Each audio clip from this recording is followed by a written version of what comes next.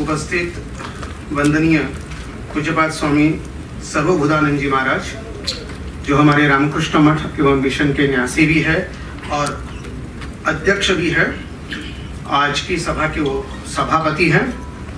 तत्पश्चात स्वामी आत्मदीपानंद जी महाराज, स्वामी निर्विकारानंद जी महाराज, स्वामी नित्यज्ञान जी महाराज, स्वामी भवेशानंद जी महाराज और ओम प्रकाश वर्मा जी एवं अर्जुन सिंह जी, सबका हम हार्दिक स्वागत करते हैं और उपस्थित सभी भक्तजनों को जय राम कृष्ण।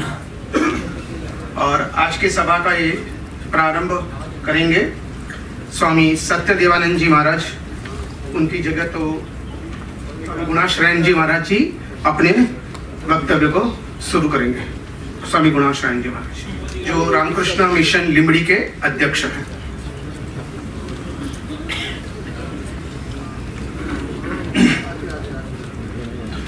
स्थापकाय च धर्मस्य सर्वधर्म स्वरूपिणे अवतार वरिष्ठाय रामकृष्णाय ते नमः। जननीं शारदां देवीं रामकृष्णं जगद्गुरुं पाद पद्मे तयो श्रित्वा प्रणमामि मुहुर्मुहुः।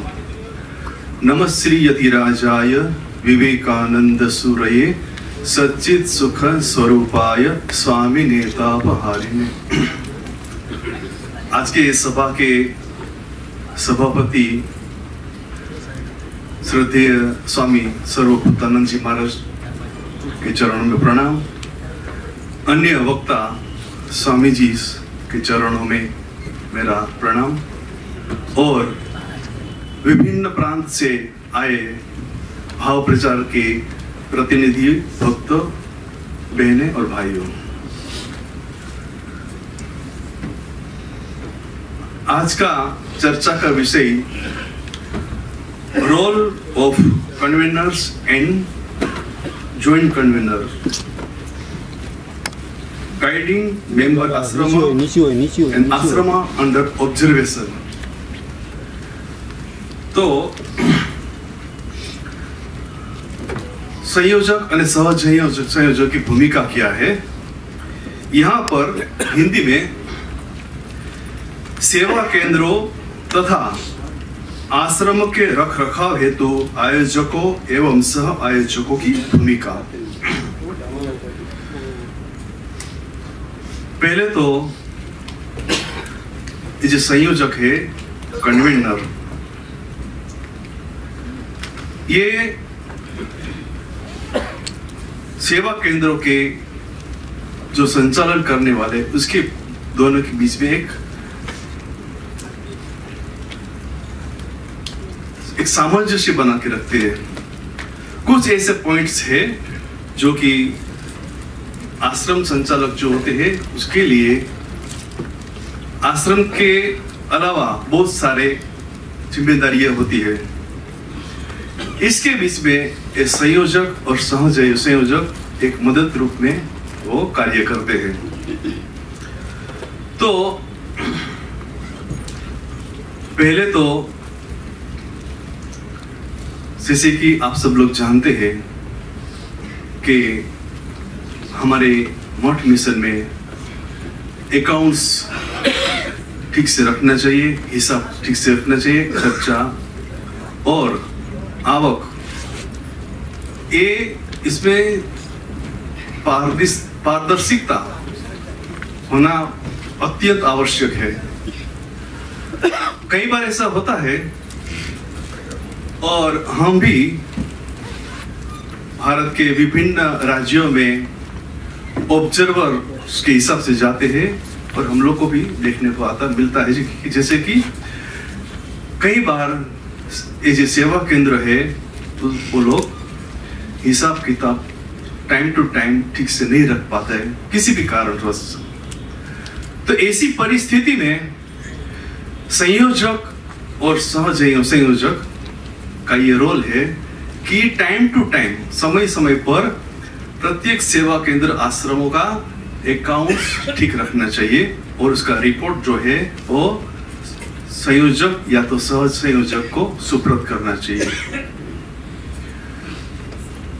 दूसरी बात, कि आश्रम की जो गतिविधियां है, आश्रम की प्रवृत्तियां है, प्रत्येक आश्रम की, जैसे कि हम सब लोग जानते हैं, ये भाव परिषद का 10 गाइडलाइंस, ये 10 सूत्री जो कार्यक्रम है, वो 10 सूत्री कार्यक्रम ठीक ठीक से फॉलो कर पा रहे हैं कि नहीं। कहीं पर जो बाधा आती है, मानो ये 10 सूत्री कार्यक्रम को फॉलो करने में, वहां ये संयोजक दोनों एक मदद रूप बनते हैं, गाइड करते हैं। तीसरा और मेन जो है, आश्रम का आध्यात्मिक वातावरण बनाए रखने के लिए मंदिर के अंदर कई बार देखा जाता है कि नियमितता, रिकॉर्ड, इरेगुलरिटी अगर पाई जाती है तो वहां पर ये संयोजक और सह संयोजक गाइड करते हैं, मार्गदर्शन करते हैं। ऐसे बहुत सारे पॉइंट्स हैं जिसमें महत्वपूर्ण भूमिका ये संयोजक और सह संयोजक की रहती है। और कई बार ऐसा भी देखा गया है जैसे कि भौतिक सुविधा का अभाव अथवा न होना, तो वहां पर भी ये कन्वीनर और जॉइंट कन्वीनर गाइडलाइंस करते हैं। मंदिर में भी कई बार पर्याप्त सुविधा हो अथवा न हो तो वहां पर भी वो मार्गदर्शन करते हैं। मंदिर में विशेष करके रोज पठन पाठन, शास्त्र चर्चा रेगुलर होना अति आवश्यक है। तो वो सुचारू रूप से सब ये सेवा केंद्रों में चालू रहे। यहां पर भी संयोजक और सह संयोजक की भूमिका उसको गाइड करनी पड़ती है, उसको मार्गदर्शन करना पड़ता है। तीसरी बात है मानव शक्ति का उपयोग। बहुत सारे ऐसे आश्रम है जहां पर पर्याप्त स्वयं सेवक बोलिए या मानव शक्ति का अभाव होता है, तो स्वाभाविक है कि वहां की प्रवृत्ति में अड़चन होती है, इसमें रुकाव आता है। तो ऐसी परिस्थिति में संयोजक और सह संयोजक ये मानव शक्ति का किस तरह स्रोत को उसकी योग्यता अनुसार और विशेष करके युवकों को प्रेरित करें, इसमें भी संयोजक और सह संयोजक मार्गदर्शन करते हैं। और तीसरी बात, जैसे कि हम सब लोग जानते हैं कि हम चाहे साधु हो, चाहे सन्यासी हो, चाहे भक्त हो, वी ऑलवेज रिप्रेजेंट ठाकुर मां स्वामी जी का आदर्श। हमारा व्यवहार प्रत्येक व्यक्ति के प्रति सुचारू रूप से योग्य होना चाहिए। भक्तों के प्रति हमारा हकारात्मक अभिगम रखना चाहिए। प्रगति लक्षी आयोजन, जैसे कि सबकी आध्यात्मिक उन्नति हो, साधु संग बना रहे और साथ साथ स्वामी जी का साहित्य रामकृष्ण विवेकानंद भावधारा में ये मुख्य भूमिका निभाते हैं। तो जो संयोजक और सह संयोजक है, उसका रोल यानी मार्गदर्शन ये सेवा केंद्र में बहुत अति आवश्यक है। इसके साथ मैं हमारी वाणी का विराम करता हूँ। ओम शांति शांति शांति। अब हम आमंत्रित करते हैं स्वामी निर्विकारानंद जी महाराज जी को, जो रामकृष्ण मिशन इंदौर के सचिव हैं।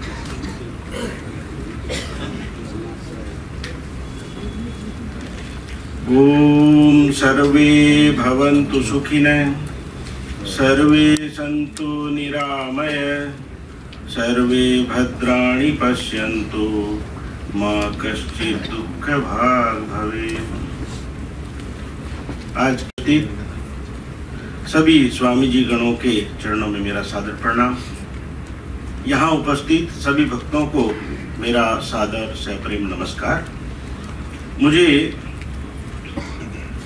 इस सभा में व्याख्यान देने के लिए जो विषय मिला है वह है सेवा केंद्रों के पदाधिकारियों को रामकृष्ण विवेकानंद साहित्य का पर्याप्त ज्ञान होना आवश्यक है। तो ये बहुत इम्पोर्टेंट बात है कि जो हम प्राइवेट आश्रम चलाते हैं और जो भी भक्त लोग वहाँ सेक्रेटरी हैं, प्रेसिडेंट हैं, काम करते हैं, जब भी कोई युवक या भक्त या कोई भी सज्जन वहाँ जाना चाहता है तो किससे मिलेगा? यही लोग ज़्यादातर मिलते हैं और एक अपेक्षा रहती है कि शायद इन लोगों को रामकृष्ण विवेकानंद के बारे में संपूर्ण जानकारी होगी। लेकिन बहुत बार ऐसा लगता है कि जानकारी बड़ी अधूरी रहती है और बहुत से मामलों में तो ऐसा भी नोट किया गया है कि जानकारी ऐसी रहती है कि जो सुनी सुनाई है, पढ़ा नहीं है। जैसे दीक्षार्थी आते हैं हमारे यहाँ, क्या तुमने ये पुस्तकें पढ़ी हैं? बोले पढ़ी नहीं है लेकिन हमने बहुत सुना है। सुनने से काम नहीं होता, एक ऑथेंटिसिटी चाहिए। बीच में बहुत चला था कि स्वामी जी ने 0 पे अमेरिका में भाषण दिया। ये कहीं रिकॉर्ड नहीं है, स्वामी जी ने 0 पे कहीं भाषण ही नहीं दिया। ये बाहर से जो प्रकाशित पुस्तकें होती हैं इनमें बहुत सारी ऐसी बातें हैं जो मिलावटी हैं। बहुत सारे लोगों ने पढ़ा होगा कारा तोड़ो कारा, पढ़ने में बड़ा रसीला लगता है क्योंकि उपन्यास है, लेकिन उसमें बहुत सारी चीजें सही नहीं है क्योंकि वो उपन्यास की दृष्टि से लिखा गया है। इसलिए जो विषय दिया गया है कि जो भी पदाधिकारी हैं उनको ठीक ठीक ये साहित्य का ज्ञान होना चाहिए, क्योंकि ऐसे बहुत से उदाहरण हैं कि इस तरह के लोग जिनको संपूर्ण जानकारी थी, जानकारी एक अलग चीज है। दूसरी बात और मैं इसके साथ कहना चाहता हूं, एक साहित्य का ज्ञान होना तो बहुत सारे प्रोफेसर लोगों को भी होता है। हम लोगों को एक फिलोसफी के प्रोफेसर थे, वो ईस्टर्न और वेस्टर्न फिलोसफी दोनों पढ़ाते थे, लेकिन एक क्लास करने की जो उसकी फीस थी वो 6000 रुपये थी। तो वो कहते थे कि ये जो है जगत माया है, मिथ्या है, लेकिन सारा ठीक बता रहे हैं, कहीं गलती नहीं है उनकी, लेकिन क्लास होने के बाद 6000 रुपये लेके चलते पड़े। तो किसी ने पूछा कि आप इतना सब झूठा, मिथ्या, माया सब बता रहे हैं। बोले देखो वो तो ठीक है, लेकिन मेरी तो ये आजीविका है। तो बहुत बार ऐसा भी होता है कि हम लोगों ने साहित्य पढ़ा है, दूसरों को ज्ञान हम बांट सकते हैं, लेकिन अपने जीवन में उसको धारण नहीं करते। और हमारे शास्त्र या रामकृष्ण भावधारा या जो भी संत महात्मा कहते हैं कि जो कुछ हमने पढ़ा है उसका कुछ तो अपने जीवन में भी अनुपालन करना पड़ेगा, अनुकरण करना पड़ेगा, और उसी से जीवन बनता है। कभी भी जीवन से जीवन बनता है, जैसे जोत से जोत जलती है। ऐसा नहीं हो हमारे अंदर अग्नि नहीं है तो हम दूसरों को प्रकाशित नहीं कर सकते। तो शास्त्र कहते हैं कि हम जो कुछ भी पढ़ें पहले उनको अपने जीवन में उतारने का प्रयास करें। ऐसा नहीं हम उतार पाएंगे, ये तो जन्म जन्मांतर का खेल चलता है, लेकिन फिर भी एक प्रयास करें कि जो हमने रामकृष्ण भावधारा के बारे में पढ़ा है उनके छोटे छोटे कुछ अंश यदि हम अपने जीवन में उतारेंगे और इनको जब दूसरों को बताएंगे, जो लोग हमारे संपर्क में आएंगे उनसे बात करेंगे, तो मुझे ऐसा विश्वास लगता है कि उनके ऊपर भी असर पड़ेगा। मैं यदि झूठ बोलता रहूं दिन रात और लोगों को कहूं झूठ नहीं बोलना चाहिए, बिल्कुल लोग मानेंगे नहीं। ठाकुर जी का एक फेमस उदाहरण है कि एक गांव से कुछ लोग बच्चे को वैद्य के पास लेके आते हैं और वैद्य कहता है कि मैं आज नहीं देखूंगा इसको, कल बताऊंगा क्या दवाई खिलाना है। अगले दिन आए, अगले दिन आके जैसे अंदर प्रवेश किया, डॉक्टर साहब ने बोला अच्छा इस बच्चे को गुड़ मत खिलाना, बाकी सब ठीक है। तो इनको बड़ी हैरानी हुई, इतनी दूर गांव में वापस गए और यही सिर्फ बात कहनी थी कि गुड़ नहीं खिला तो कल ही बोल सकते थे। तो वैद्य बड़े अच्छे आदमी थे, उन्होंने कहा देखो बात ऐसी है, कल तक मैं गुड़ खा रहा था और मैं जो चीज खा रहा हूं और उसको दूसरों को बताऊंगा तो मेरी बात पे विश्वास होगा क्या? तो इसलिए मैंने निश्चय किया आज से मैं गुड़ नहीं खाऊंगा जब तक ये बच्चा ठीक नहीं हो जाता। इन्होंने अपना गुड़ खाना बंद किया और उसको बताया, तो दवाई काम करेगी। तो यहाँ कहने का अर्थ यही है, मुझे स्मरण आ रहा है कि एक सज्जन 90-95 की बात है, रायपुर आश्रम में आते थे हमारे कोचिंग सेंटर में पढ़ाने के लिए। तो वो क्या करते थे, वो अपने थैले में किताब रखते थे और किताब रखते थे और जहां भी पढ़ाते थे जो संपर्क में बच्चे आते थे वो देखते रहते थे। कुछ बच्चे अच्छे बच्चे पकड़ पकड़ के उनको किताबें देते थे। अब किताबों में जो है, जब बच्चे किताब पढ़ते हैं तो प्रश्न उदित होते हैं उनके मन में। अब यदि ये मास्टर महाशय इन्होंने खुद किताबें नहीं पढ़ी रहती तो प्रभावित नहीं कर सकते थे, बिल्कुल नहीं। तो इन्होंने पहले क्या है, संपूर्ण रूप से अच्छी समझ के साथ सारा साहित्य पढ़ा हुआ था और जब ये बच्चों को किताब देते थे और किताब पढ़ने के बाद अपना जीवन भी उनका उच्च कोटि का जीवन था। तो ये जब बच्चे प्रश्न पूछते थे मास्टर जी से तो ये अच्छे से उनको समझा पाते थे। और आज मैं देख रहा हूं कि उस शहर में एक इतना बड़ा प्राइवेट आश्रम बन गया है, इतने पढ़े लिखे लोग जुड़ गए हैं। तो मुझे बड़ा आश्चर्य हुआ कि एक व्यक्ति जिन्होंने ठीक ठीक साहित्य पढ़ा है, रामकृष्ण विवेकानंद साहित्य, और उसके अनुसार जीवन जिया है, और आज उनके कारण महाराष्ट्र में कि इतना बड़ा संस्थान खड़ा हो गया, इतना बड़ा आश्रम खड़ा हो गया।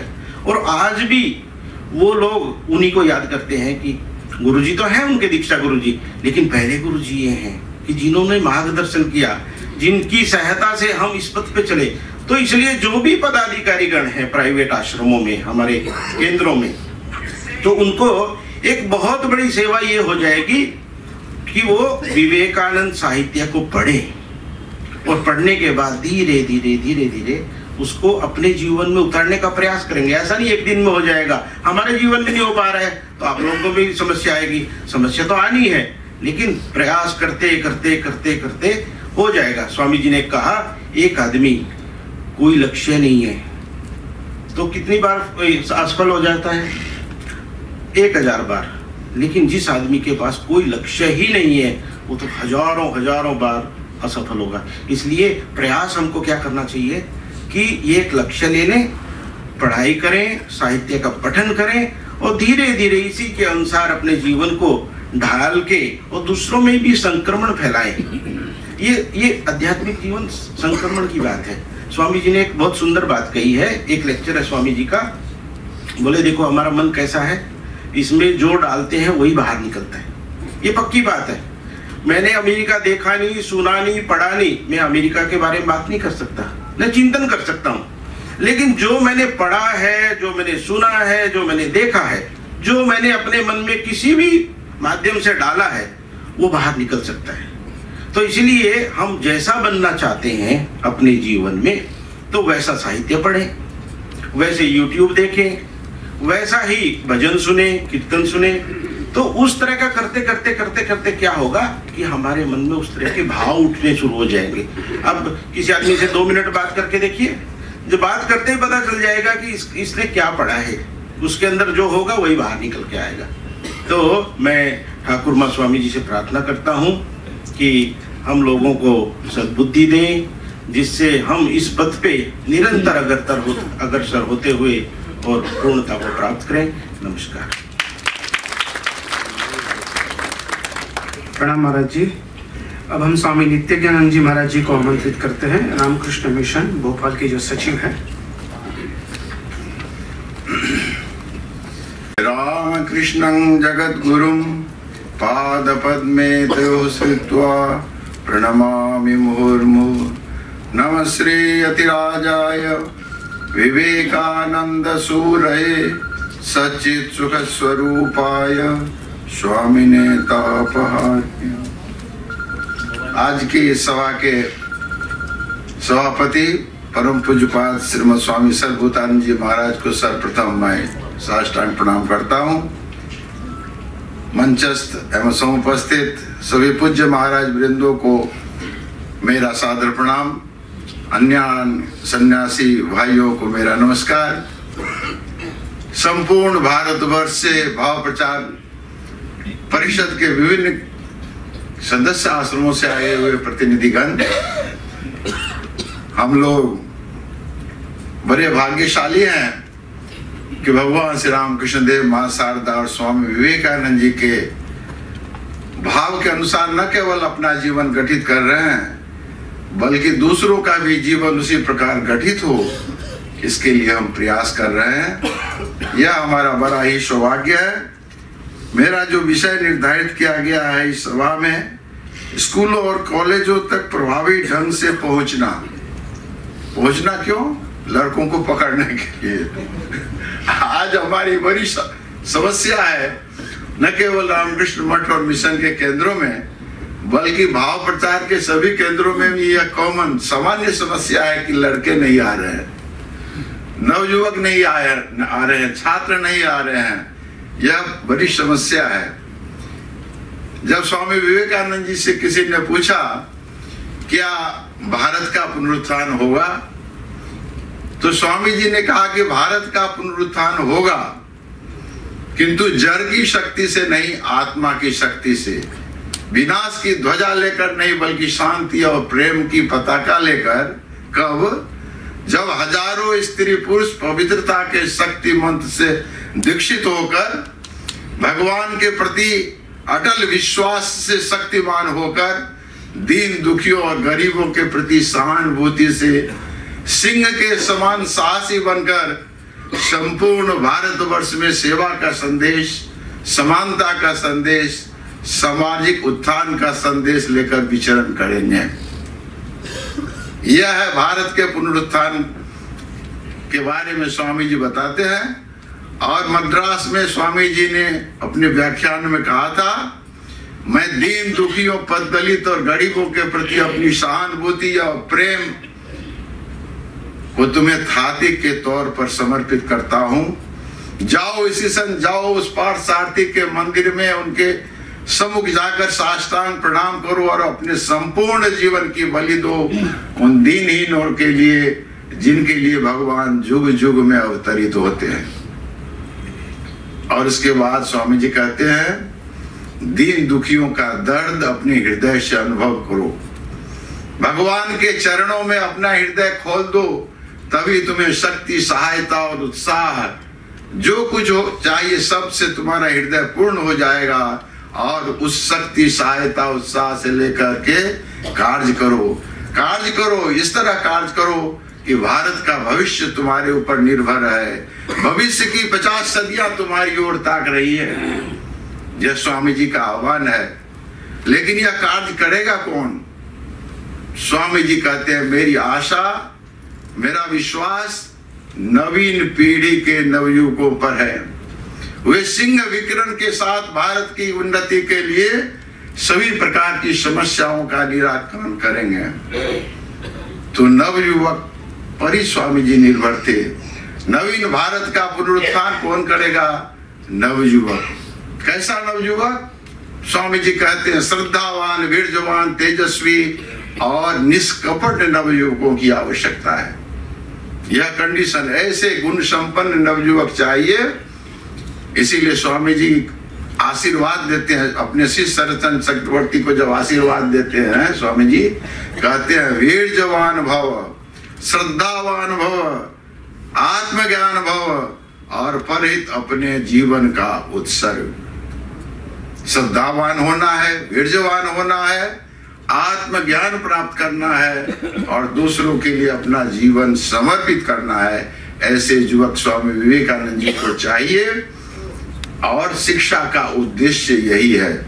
शिक्षा का उद्देश्य केवल रोजी रोटी कमाना नहीं है। स्वामी जी कहते हैं कि हमें ऐसी शिक्षा चाहिए जिससे क्या, मन की शक्ति बढ़े, बुद्धि विकसित हो, चरित्र का गठन हो और हम अपने पैरों पर खड़ा होना सीखे। यही शिक्षा का उद्देश्य है। हमारा जो प्राचीन भारतवर्ष, उसमें शिक्षा का आदर्श क्या था? जिसमें परा और अपरा दोनों प्रकार की विद्याएं प्रदान की जाती थी। परा विद्या के द्वारा हमारे चरित्र का गठन होता था और अपरा विद्या के द्वारा हमें सभी प्रकार की स्किल प्राप्त होते थे। इस संसार की सारी शक्तियों के ऊपर विजय प्राप्त होता था। तो दोनों प्रकार की विद्याएं दी जाती थी, परा और अपरा। हमारे अंदर जो दो प्रकार के इग्नोरेंस अज्ञान है, एक है सब्जेक्टिव और दूसरा है ऑब्जेक्टिव। सब्जेक्टिव माने हम अपने बारे में नहीं जानते हैं, हम आत्मा है, सर्वशक्तिशाली आत्मा है, यह हमें पता नहीं है।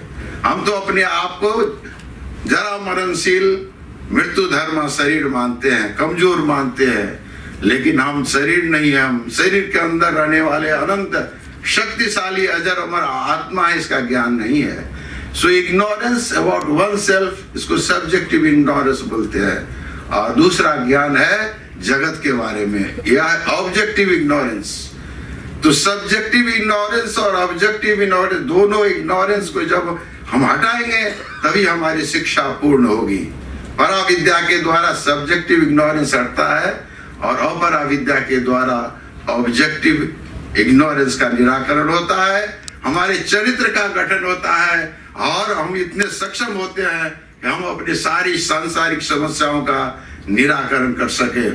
तो ऐसे नवयुवक स्वामी जी चाहते थे और जिसके द्वारा नवीन भारत का गठन करना चाहते थे। हमारी शिक्षा का आदर्श, इसलिए स्वामी जी कहते हैं man making and character building education we want. हमारे विद्यालयों में, स्कूलों में इसी प्रकार की शिक्षा दी जानी चाहिए। लेकिन ये हमारा दुर्भाग्य है कि हम आज शिक्षा के नाम पर केवल सेकुलर एजुकेशन चिल्ला रहे हैं। केवल सेकुलर एजुकेशन नहीं, इससे नहीं होगा, उसके साथ मैन मेकिंग स्पिरिचुअल एजुकेशन की आवश्यकता है। इसीलिए यहाँ हमें स्कूलों और कॉलेजों में पहुंचना होगा, स्वामी जी के आदर्शों को लेकर के, और बच्चों के अंदर यह जो आध्यात्मिक आदर्श है जिससे उसके चरित्र का गठन होगा, वह आदर्श उसके अंदर भरना होगा। जब से रामकृष्ण मठ मिशन की स्थापना हुई है, भाव प्रचार केंद्रों की स्थापना हुई है, हम ये अब सब लोग कर रहे हैं, अपना प्रयास कर रहे हैं, लेकिन फल नहीं मिल रहा है। अभी भी युवकों का अभाव क्यों है? इसका मतलब कहीं हम लोग सफल नहीं हो पा रहे हैं। आजकल हम लोग तो गए थे, जब स्वामी जी के 125वां वर्ष था, हम लोग रथ लेकर के स्कूलों कॉलेजों में गए। हर जगह सहयोग नहीं प्राप्त हो रहा है। स्कूल के संचालक लोग, अभिभावक सहयोग नहीं दे रहे हैं। वे लोग अपने बच्चों के चरित्र निर्माण के प्रति सतर्क सावधान नहीं है। वे समझते किसी तरह की डिग्री लेकर के एक बड़ी नौकरी मिल जाएगी, हमारे बच्चे का जीवन सफल हो जाएगा। उनके अंदर चेतना नहीं है। तो सहयोग अभी भी आप जाए। अभी हमने एक युवा सम्मेलन आयोजित किया है इसी उपलक्ष्य में। 1000 बच्चों को भोपाल के सभी स्कूलों कॉलेजों में निमंत्रण दिया था। 1000 बच्चों को लाएंगे, दिन भर का कार्यक्रम रहेगा। हमने जाकर के प्रिंसिपल से और जो भी पदाधिकारी उन लोगों से मिल करके निमंत्रण पत्र दिया। उन्होंने तो ऐसे कहा कि हम स्वामी जी हम लोग भेजेंगे बच्चों को, लेकिन 50% स्कूल और कॉलेज से भी बच्चे नहीं आए। 1000 के बदले 200 students only participated in our youth convention. यह अवस्था है। सतर्क सावधान नहीं है हमारे अभिभावक और हमारे स्कूल के भी पदाधिकारी प्राचार्यगण। तो लेकिन बच्चों के अंदर उत्साह है, बच्चे आना चाहते हैं, बच्चे आदर्श प्रिय होते हैं। स्वामी जी का जो नया आदर्श है उन्हें मिल जाए तो बड़े खुशी होंगे। तो अभी हमें नए तरह से सोचना होगा कि हम न केवल स्कूल कॉलेजों में जाएं, बल्कि हम अपने अपने केंद्रों में भी बच्चों के प्रशिक्षण के लिए, man making character building education के लिए स्थायी कार्यक्रम रखें, अपने अपने आश्रमों में भी, और बच्चे वहां आएंगे। हमने भोपाल में एक वैल्यू एजुकेशन चलाया था, नाम था वैल्यू एजुकेशन, लेकिन था वह multi stream extra curricular activity. और मैंने कह दिया था कि किसी भी स्कूल के बच्चे शाम को 4 से 6 आएंगे और सारी तरह की व्यवस्था रहेगी, खेलने कूदने, पेंटिंग, डांस, म्यूजिक, योगासन, हर तरह की व्यवस्था रहे। जिसको जिसमें इंटरेस्ट है आ जाओ और तुम लोग 2 घंटे यहाँ बिताओ। विवेकानंद विद्यापीठ में 400 students from different schools and colleges they enrolled in that value education program।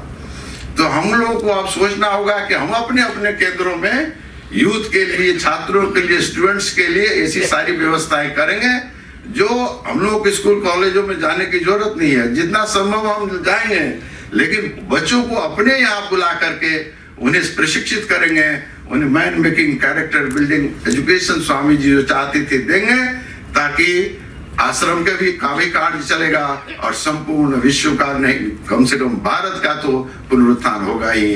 जय स्वामी जी, जय माँ, जय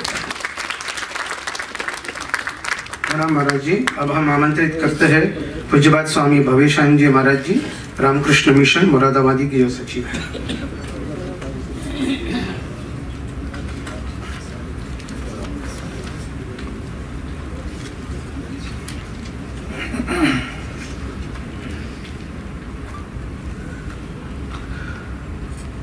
ओम अपायन्तु ममंगानि वाक्प्राण चक्षुश्रोत्रम् अथ बलमिन्द्रियाणि च सर्वाणि।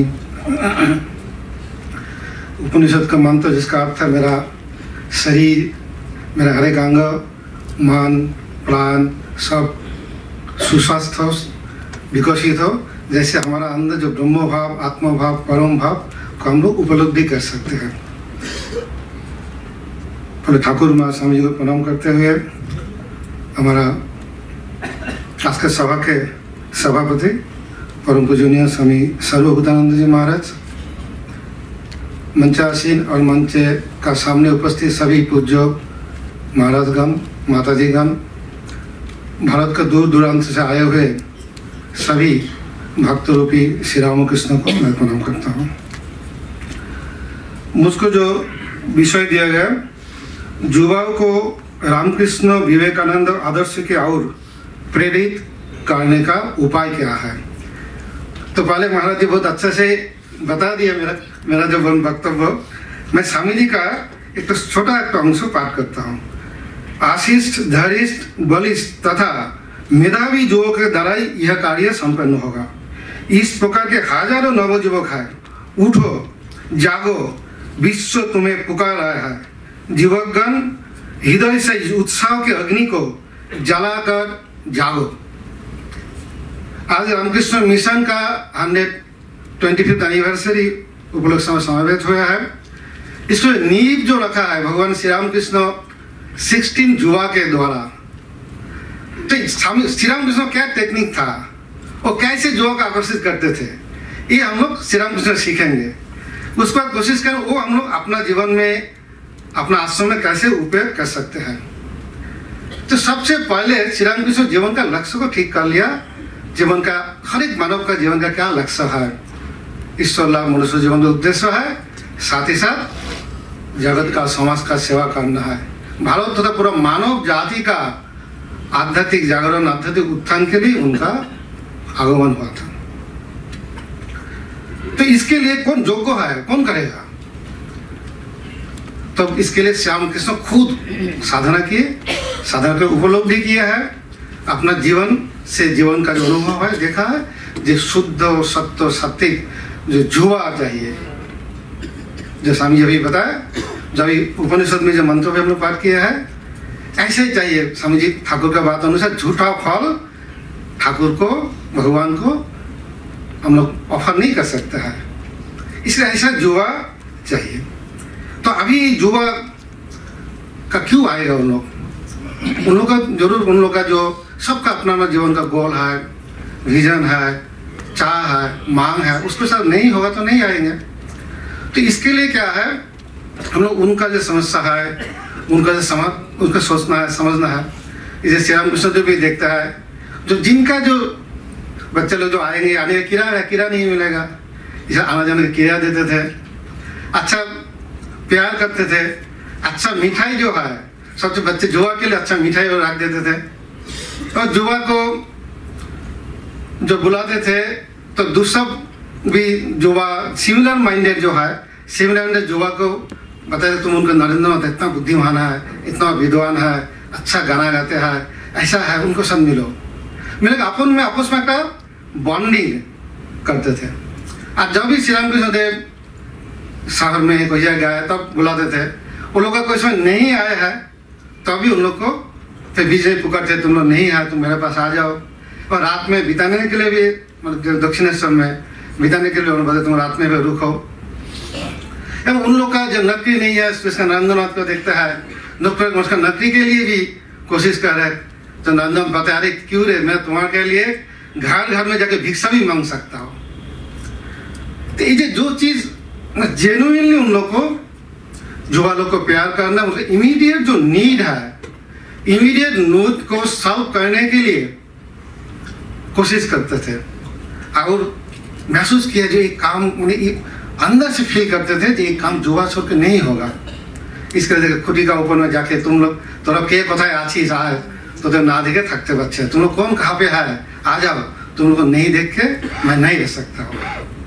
तो अंदर जब एकदम अपना जीवन में ऐसे बिताया, वो लोग भी गया, दोनों फील किया जो है ये जरूरत है, युवा नहीं होने से नहीं होगा।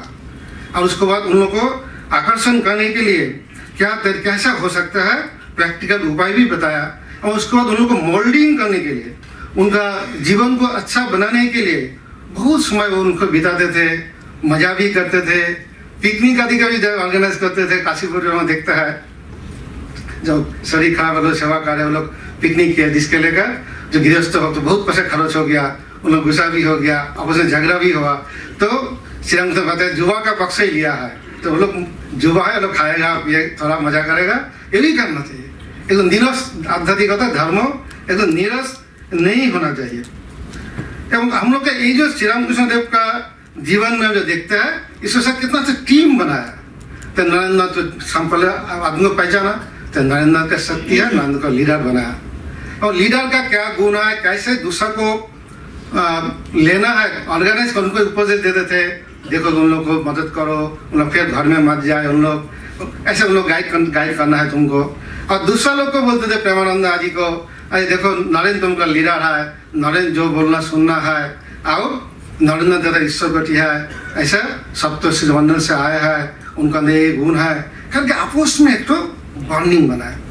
जो माँ शारदा देवी बताया, ये रामकृष्ण मिशन का नींव होते भालोबासा, प्यार, प्रेम। बहुत समय से स्वामी जी बहुत काम करने जा रहे थे, कोई आदेश दिए, कुछ बताया, नहीं किया, तब गला पकड़ करके रोना शुरू किया, तुम नहीं करो तो कौन करेगा, तो करना ही है। तो स्वामी जी का प्रेम का पास हम लोग हार गया। तो इसीलिए हम लोग का मिशन में, संघों में, कोई प्राइवेट आश्रम में भी हम लोग के प्रेम, मैंने माँ भी बताई ना, शासन के द्वारा, कोटू वक्र के द्वारा, चालाकी के द्वारा कोई बड़ा काम नहीं होता है। संघ चलाना है, आश्रम चलाना प्रेम के द्वारा, और प्रेम निस्वार्थ प्रेम है, पीछे कोई दूसरा कोई मतलब नहीं होगा। ये वेरी इंपॉर्टेंट चीज है हम लोग आश्रम के लिए भी। ऐसा जो होगा तो ऑटोमेटिक युवक लोग हमारे पता आकृष्ट होंगे। तो अभी देखेंगे ये जो श्री राम कृष्ण देव जो बताया, अभी हम लोग का समाज में, आश्रम में कैसे कर सकते हैं, इसमें हम लोग को देखेंगे। जो लोग हम लोग आश्रम के साथ जुड़ा है, साधु लोग, भक्त लोग, सब लोग ही अपना जीवन को पहले सिंपल बनाना है। हजारों साल से हमें मुनि ऋषि लोग बताया, सिंपल लिविंग, हाई थिंकिंग, अपना नीड, अपना रिक्वायरमेंट जितना घटा सकता है, और साथ साथ सबसे अच्छा चिंता, अच्छा विचार, अच्छा कर्मों, अच्छा संग करना है। ये जब करेंगे तो हमारा life is the best teacher. मेरा जीवन ही मेरा वाणी है। आपका देख के आप क्या बोल रहे हैं इंपॉर्टेंट नहीं है, जो महाराज जी अभी बता रहे थे, मैं कैसा आचरण करना वही वेरी इंपॉर्टेंट है, जिसके द्वारा आदमी लोग, भक्त लोग, युवा लोग आकृष्ट होता है।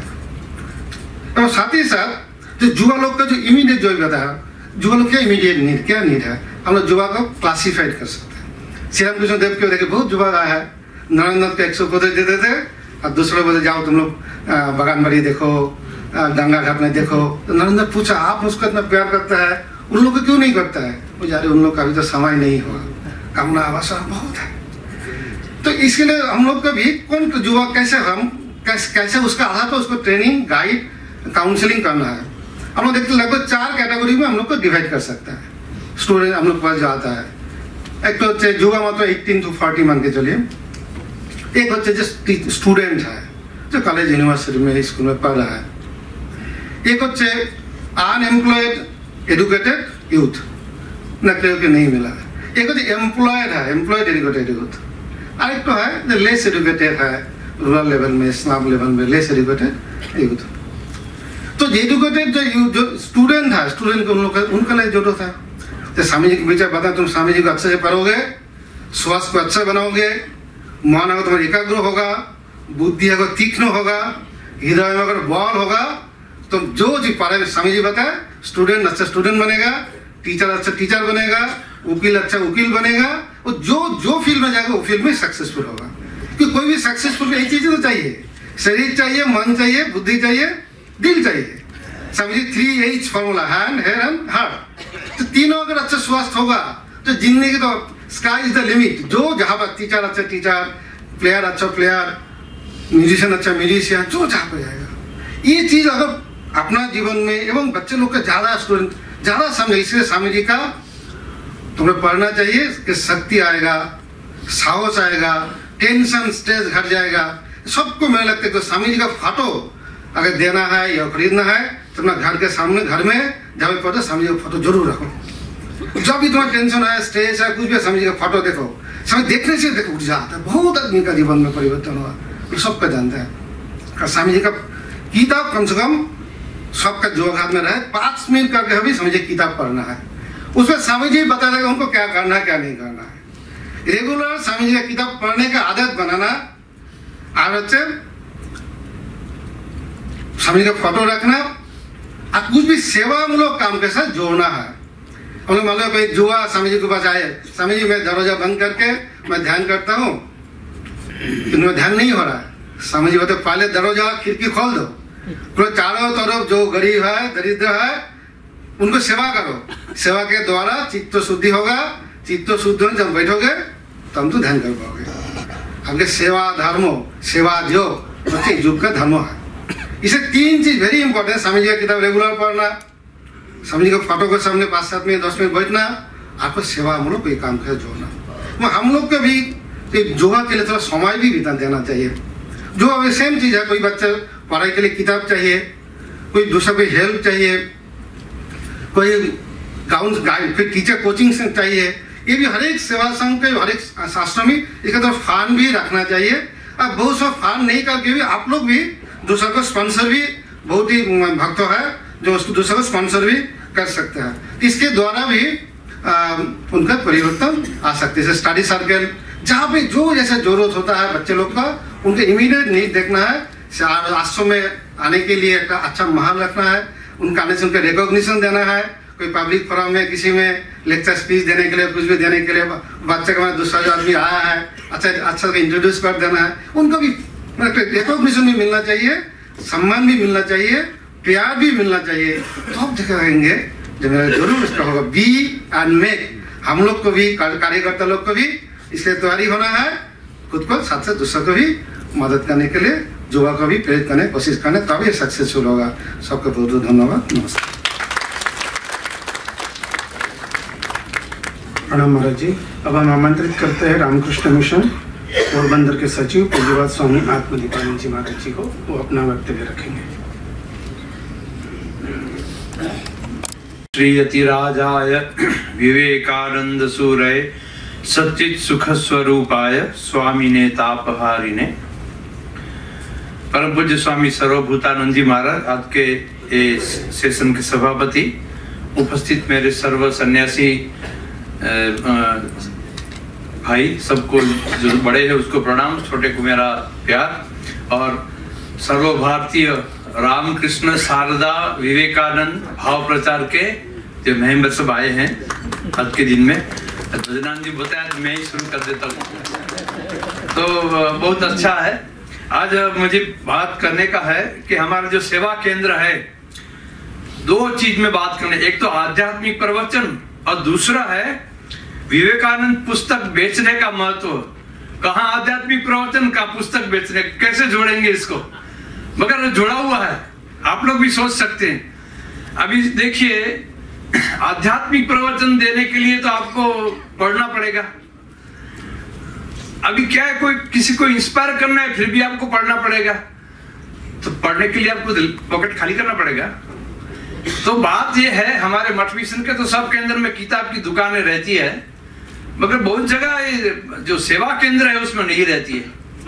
अभी बात ऐसा है, हमारा जो आध्यात्मिक और सांस्कृतिक जो भाव प्रचार है रामकृष्ण मिशन का, वो सबको करना, उसको अपने ठीक ढंग से पढ़ना पड़ेगा।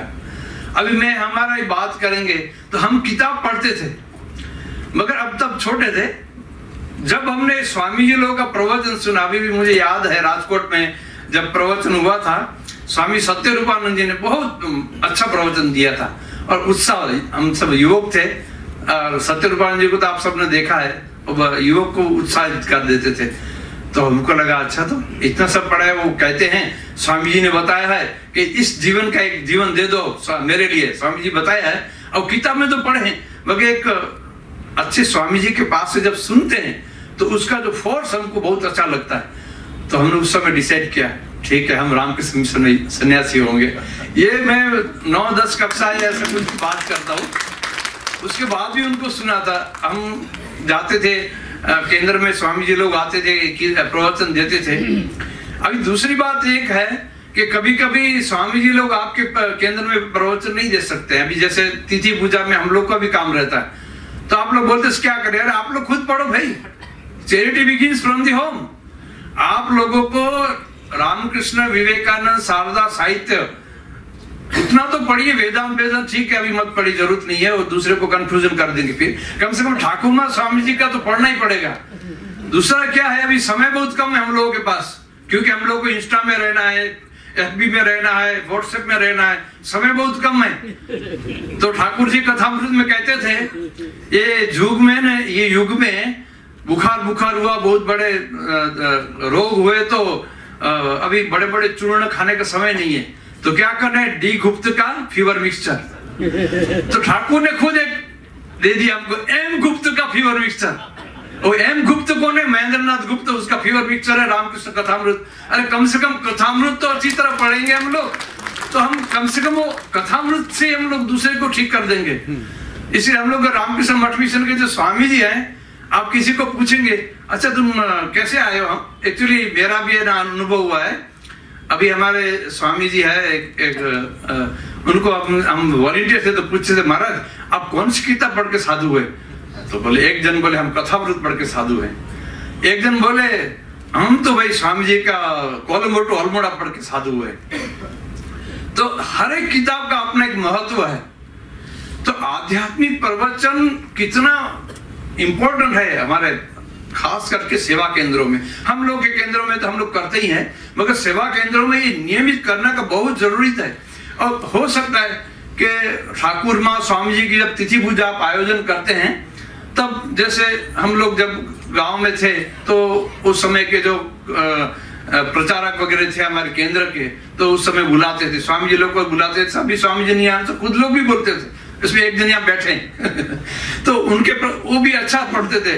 और आप लोग में से बहुत लोग तो टीचर हैं, शिक्षक तो अच्छा पढ़ा सकते, महेंद्र बाबू खुद ही शिक्षक थे और ठाकुर तो बड़े शिक्षक थे। तो कहने का मतलब है कि जब तक आप खुद नहीं पढ़ेंगे दूसरे को नहीं पढ़ा सकते। और दूसरा एक बड़ी अच्छी बात है, जैसे मेरा एक अनुभव है कि हम अपने घर में ये सब नहीं करते। मैंने देखा है, जैसे कोई परिचित है हमारा, अच्छा भैया आपके बच्चे ठाकुर माँ स्वामी जी किताब पढ़ते, अरे नहीं स्वामी जी हमने उसको फ्रीडम दे दिया। व्हाट नॉनसेंस फ्रीडम, ये फ्रीडम नहीं है। फिर आपको ओल्ड एज होम में वही भेजेंगे आपको, आप उसको गलत फ्रीडम समझ रहे। मैं बंगाल में था 12 साल, तो एक जगह में मुझे बुलाया था, तो मैं प्रवचन देने गया था। कम से कम 300 कपल्स आए थे, बूढ़े सब ओल्ड एज वाले थे। तो मैंने पूछा कि आप 300 जन आए हैं, उसमें से कितने लोगों ने अपने बच्चे लोग को मंत्र दीक्षा करवाया? मात्र 6 या 7 जन निकले। तो मैंने बोला भाई क्या बात है, आप लोग इतने भक्त हैं? बोले नहीं, क्या है, हम फ्रीडम दे दिया है। फ्रीडम नहीं है, मतलब आप लोग ठीक से अपने को तैयार नहीं किया, या तो आप अब समझे नहीं है, या तो आप ठाकुर माँ स्वामी जी की जो किताबें पढ़ते नहीं है, इसलिए आपको कुछ फायदा नहीं है। और सोच रहे हैं कि बच्चे को क्यों परेशान करेंगे, हम तो यहाँ आ गए, ठीक है चलो, क्यों हम पढ़ते नहीं। स्वामी जी एक बात बहुत अच्छी कहते थे, यथा खरस चंदन भारवाई भारत से वेता न तो चंदन से। हमारे पास इतने अच्छे अच्छे पुस्तक हैं, हम पढ़ते नहीं है, हम उसके ऊपर उसमें चंदन में क्या सुवास है वो गधा नहीं जानता है। हम आपको किसी को गधा नहीं बोलना चाहते, मगर बोलने का साथ है कि हम लोग अज्ञानी है। गधा मतलब अज्ञानी है कि हम इतना अच्छा सुवास जो है चंदन का गधे को मालूम नहीं है, हम दूसरे को नहीं देना चाहते। तो इसीलिए खुद को प्रवचन देने के लिए तैयार होना पड़ेगा।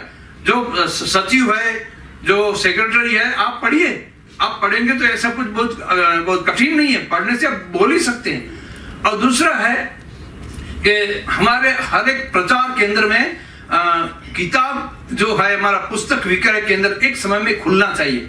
समझ लीजिए शाम को कोई फोन करता है कि अच्छा रामकृष्ण विवेकानंद की किताब मिलेगी? हाँ मिलेगी, मगर आपको शाम को आना पड़ेगा। आप बोलेंगे नहीं मिलेगी ही नहीं तो कैसे चलेगा? बहुत लोग बच्चे लोग हैं, उनको किताब पढ़ना है।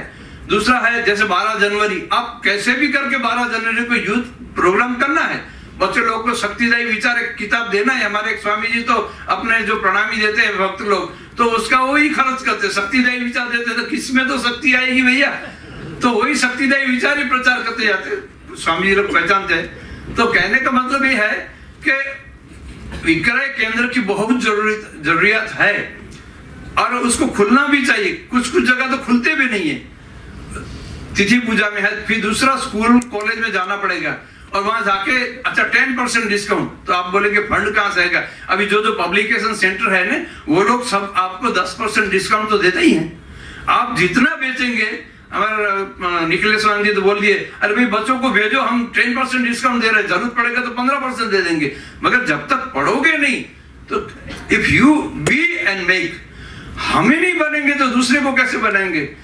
तो पहले हमको बनना पड़ेगा। अभी तो ऐसे तो बहुत से ऐसे हमारी घटना है कि जो बड़े बड़े नेता लोग हैं बहुत सी किताब पढ़ते हैं। अभी आप देखेंगे कोई अभी ये हमारा ये व्हाट्सएप यूनिवर्सिटी में तो बहुत आता रहता है कि इसने ये सचिन तेंदुलकर ने कर्मयोग पढ़ा, ओबामा ने ये पढ़ा, और भाई आप क्या पढ़ रहे हैं? तो इसलिए जरूरत यह है कि आध्यात्मिक प्रवचन को जोड़ना ही पड़ेगा आपको पुस्तक विक्रय केंद्र के साथ। हमारा साहित्य को सेल करना ही पड़ेगा, क्योंकि लोगों को अभी मालूम नहीं है। अभी कहीं भी जाएंगे हम लोग, स्वामी जी लोग जाते हैं तो बात क्या होता है, लोग इतना ही जानते हैं, ओ शिकागो में स्वामी जी ने प्रवचन दिया था, 2 मिनट ताली पड़ी थी, उसके सिवा आगे कुछ नहीं जानते, लोग कुछ नहीं जानते। तो ये बताने के लिए हमको तैयार रहना पड़ेगा। हम बी प्रिपेयर, जब तक हम लोग खुद तैयार नहीं होंगे दूसरे को कैसे करेंगे?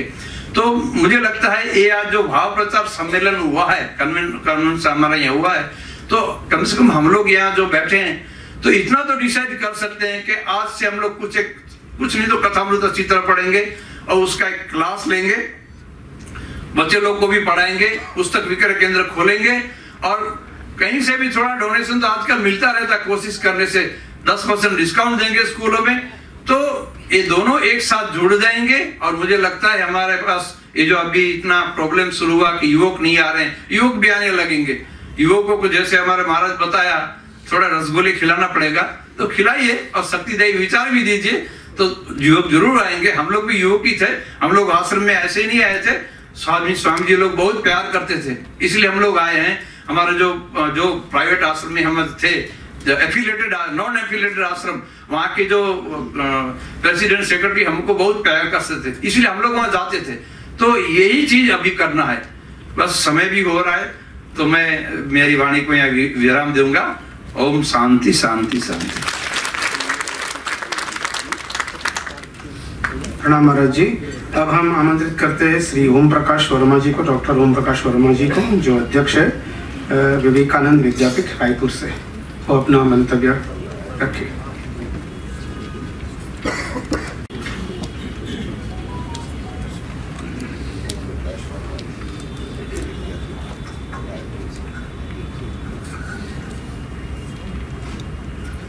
परम पूज्यपाद श्रीमद स्वामी सर्वभूतानंद जी महाराज, मंच पर उपस्थित पूज्य सन्यासी वृंद, श्रद्धेय श्री अर्जुन सिंह जी,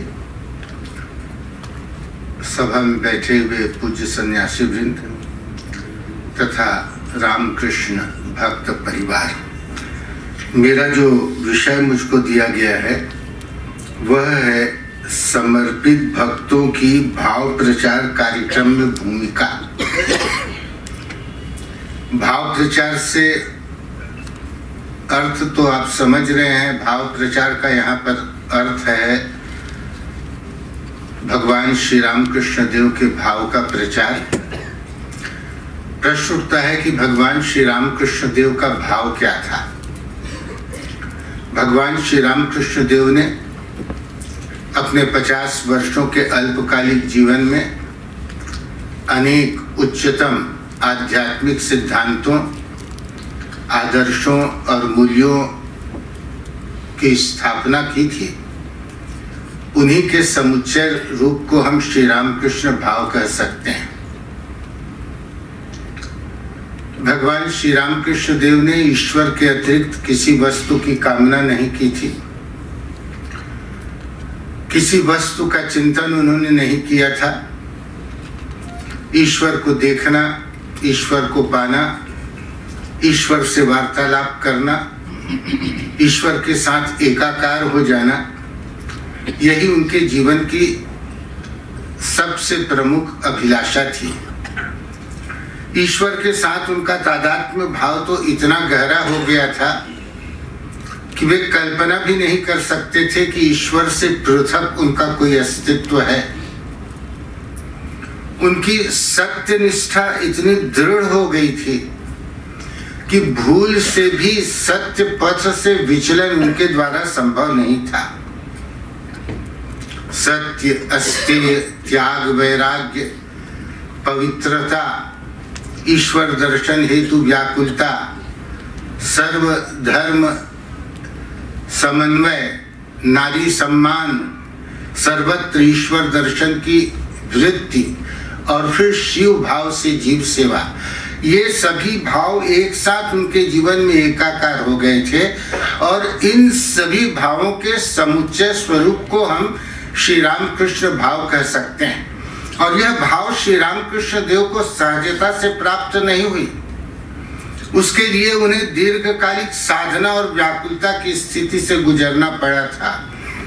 आप सभी जानते हैं कि ईश्वर दर्शन की व्याकुलता तो उनकी इतनी अधिक बढ़ गई थी कि वे जगन माता के दर्शन नहीं हो रहे हैं ऐसा सोचकर अपने प्राणों को समाप्त कर देने के लिए उद्यत हुए थे। और तब ऐसे विकलता और व्याकुलता की स्थिति में उनको जगन माता के दर्शन हुए। और फिर श्री रामकृष्ण देव ने कहा कि मनुष्य के जीवन का उद्देश्य है ईश्वर की प्राप्ति, भगवान लाभ। तो श्री रामकृष्ण देव के भक्तों का जो सबसे बड़ा दायित्व है वह तो यह है कि वो इस आदर्श को पहले अपने जीवन में अपनाएं कि वो जीवन के जिस भी क्षेत्र में काम कर रहे हैं उनके जीवन का आदर्श है ईश्वर की प्राप्ति, भगवान लाभ करना उनके जीवन का अंतिम आदर्श है। और फिर इस आदर्श को प्राप्त करने के लिए शास्त्रों ने जो मार्ग बतलाया है और फिर महापुरुषों ने जो मार्ग बतलाया है उसको जीवन में आचरित करें। अपने परिवार के लोगों को इस भावना से प्रेरित करें और फिर बाहर में समाज में जाकर लोगों को इस तत्व के लिए प्रेरित करें। तो इस भाव को सबसे पहले ग्रहण करना है। तो श्री रामकृष्ण देव ने बतलाया कि भगवान लाभ जो है वह मनुष्य के जीवन का परम उद्देश्य है। हमारे शास्त्रों में भगवान लाभ की, ईश्वर दर्शन की तो अनेक पद्धतियां बताई गई हैं। वहां बताया गया है कि ज्ञान योग है, कर्म योग है, भक्ति योग है, राजयोग है। श्री रामकृष्ण देव ने कहा ये सभी श्रेष्ठ हैं, इनके द्वारा ईश्वर की प्राप्ति की जा सकती है। पर श्री रामकृष्ण देव तो युगावतार थे और युगावतार वे होते हैं जो युग के प्रयोजन के अनुकूल दर्शन का आख्यान करते हैं। श्री रामकृष्ण देव ऐसे ही युगावतार थे। उन्होंने युग के प्रयोजन के अनुकूल ईश्वर दर्शन की पद्धति बताई। एक उच्च आध्यात्मिक स्थिति में श्री रामकृष्ण देव ने अनुभव किया कि प्रत्येक जीव शिव है और श्री रामकृष्ण देव की इसी अनुभूति को आदर्श बनाकर स्वामी विवेकानंद ने शिव भाव से जीव सेवा का आदर्श सारे संसार के सम्मुख रखा। स्वामी विवेकानंद ने कहा कि मनुष्य की सेवा ही सबसे बड़ी ईश्वर की सेवा है। The only God to worship is the human soul in human body. Of course, all animals are temples too, but man is the highest, the Taj Mahal of the temples. If I cannot worship in that, no other temple shall be of any advantage. Swami ji ने कहा, अरे तुम्हें ईश्वर को खोजने कहाँ जाना है? क्या गरीब अनाथ और निर्बल ईश्वर नहीं है? पहले इन्हीं की पूजा क्यों नहीं करते? गंगा किनारे बैठकर कुआं क्यों खोदते हो? मैसूर के महाराजा को एक पत्र में स्वामी जी ने लिखा, My dear prince, this life is short and vanities of world are transient. They alone live who live for others, rest are more dead than alive. तो यह जो स्वामी जी का आदर्श है, शिव भाव से जीव सेवा का आदर्श है, इस आदर्श को हमको जीवन में ग्रहण करना है। ईश्वर दर्शन की अनेक पद्धतियां हैं, पर स्वामी विवेकानंद ने, भगवान श्री रामकृष्ण देव ने इस आदर्श को युग के प्रयोजन के अनुकूल बनाया और बताया कि मनुष्य की पूजा करके हम ईश्वर की सेवा कर सकते हैं। जो गरीब है, जो भूखा है, उसे अन्न दें, जो वस्त्रहीन है उसे वस्त्र दें, जो बीमार है उसे औषधि दें, और इस प्रकार हम मनुष्यों की सेवा करें। वही सबसे बड़े ईश्वर हैं। इस भाव को जीवन में आत्मसात करना है और ईश्वर दर्शन के लिए हमें इस दिशा में प्रेरित करना है। इस संबंध में रामकृष्ण मठ और मिशन के 11वें अध्यक्ष श्रीमद स्वामी गंभीरानंद जी के वचनों को मैं उद्धृत करना चाहूंगा कि वे भक्तों के दायित्व का बहुत सुंदर, सुस्पष्ट और सटीक वर्णन करते हैं। वे कहते हैं कि रामकृष्ण विवेकानंद भावधारा का प्रचार और शिव भाव से जीव सेवा का कार्य यह केवल मठ मिशन तक ही सीमित नहीं रखना चाहिए, इसे पूरे संसार में बिखेर देना चाहिए। वे कहते हैं कि सभी भक्तों के घर मठ और मिशन का केंद्र बन जाए। वे फिर कहते हैं कि भगवान श्री रामकृष्ण देव ने कहा है कि भगवान ने यह जो परिवार स्वजन दिया है, परिजन दिया है, वह इसलिए कि मनुष्य उनकी सेवा करे, साक्षात नारायण समझकर उनका पालन पोषण करे। परिवार की सेवा इसलिए नहीं कि वह परिवार है, पिता की सेवा इसलिए नहीं कि वह पिता है, माता की सेवा इसलिए नहीं कि वह माता है, परिवार की सेवा इसलिए नहीं कि वह पिता है, परिवार की सेवा इसलिए कि नारायण ही विविध रूपों में विद्यमान है। ऐसा करने से प्रत्येक घर एक सेवा केंद्र का रूप हो जाएगा और इससे परिवार में सुख और शांति आएगी। और फिर वे कहते हैं कि जब बाहर के लोग उस परिवार को देखेंगे तो उनसे उनको प्रेरणा मिलेगी और वे भी उसी प्रकार का आचरण अपने जीवन में करने लगेंगे। इस प्रकार श्री रामकृष्ण देव का यह जो भाव है, यह श्री रामकृष्ण देव का भाव सर्वत्र प्रचारित हो जाएगा। तो इस प्रकार स्वामी गंभीरानंद जी महाराज ने हमारे सम्मुख एक मार्ग प्रशस्त किया है कि हम मनुष्य में ईश्वर के दर्शन करें, मनुष्य की सेवा करें। पहले अपने परिवार में इस भाव को जागृत करें और फिर जिसमें सामर्थ्य हो वो परिवार से बाहर जाकर सहानुभूति से भरकर दूसरे व्यक्ति की सेवा करे, उसको आवश्यकताओं की पूर्ति करे अपने सामर्थ्य के अनुसार और उनकी आवश्यकताओं के अनुसार उनकी आवश्यकताओं की पूर्ति करे। तो यह जो भगवान लाभ का एक बहुत सहज और उत्तम साधन है, जो आधुनिक युग में भगवान श्री रामकृष्ण देव की विशेष देन है। तो इस भाव को यदि हम अपने जीवन में साधित करें तो हमारा व्यावहारिक जीवन तो सफल होगा, हमारे व्यावहारिक जीवन में हमें शांति तो होगी और हमारा परमार्थ भी सुधरेगा। बस इन्हीं शब्दों के साथ मैं अपने वचनों को विराम देता हूँ। धन्यवाद आप सबको। धन्यवाद ओम प्रकाश जी। अब हम आमंत्रित करते हैं श्री अर्जुन सिंह जी, सह संयोजक राजस्थान परिषद। ओम गुरुर्ब्रह्मा गुरुर्विष्णु गुरुर्देवो महेश्वर गुरु साक्षात परब्रह्म तस्मै श्री गुरुवे। जननीं शारदां देवीं रामकृष्णं जगद्गुरुं पाद पद्मे तेओ सिद्ध्वा प्रणमामि मुहुर्मुहुः। नमः श्री यतिराजाय विवेकानंद सूर्य सत्य सुख स्वरूपाय स्वामिने तापहारे। मंच पर आज की सभा के सभाध्यक्ष श्रद्धेय श्रीमद स्वामी सर्वभूतानंद जी महाराज, अध्यक्ष रामकृष्ण मठ बलराम मंदिर कोलकाता, एवं मंचासीन सभी सन्यासीगण, उनको प्रणाम करता हूँ। श्रद्धेय श्री ओम प्रकाश जी वर्मा साहब, उनको भी मैं प्रणाम करता हूँ। सामने विराजे सभी सन्यासी वृंद, सभी माताएं, बहनें एवं समस्त भारतवर्ष के, या मैं कहूँगा हिंदी के इस हिंदी भाषी क्षेत्रों से पधारे सभी भाव प्रचार परिषद के जो प्रतिनिधिगण हैं, उन सभी को मैं नमस्कार करता हूँ। सर्वप्रथम मैं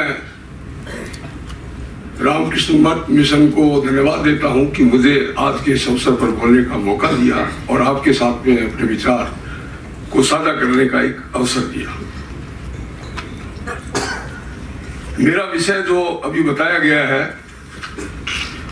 कि भाव प्रचार परिषदों के वार्षिक एवं अर्धवार्षिक सम्मेलनों का महत्व। अब भाव तो ठाकुर जी का हमें प्रचार करना है और ठाकुर मां स्वामी जी के इस भाव को प्रचार करने के लिए थोड़ा बहुत तो जानना होगा।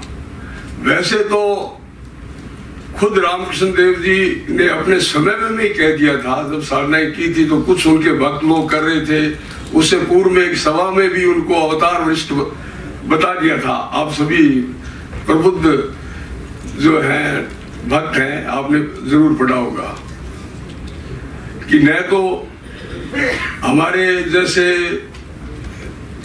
जो ग्रस्त भक्त हैं, इनकी इतनी सामर्थ्य नहीं है कि हम जो है इस भाव को प्रचारित कर सके, परंतु जब परिषदें का जब सम्मेलन होता है, जैसे अभी का जो सम्मेलन हुआ है, हमारे ऐसे कितने ही भक्त आए हैं कि जो यहाँ ठाकुर मां स्वामी जी की जो लीला स्थली है, जो ये गुरु स्थान है, इसमें मैं तो ये कहूंगा कि ये महातीर्थ है। बेलूर मठ आज हम सब बैठे हैं यहाँ पर, ये एक बहुत बड़ी बात है।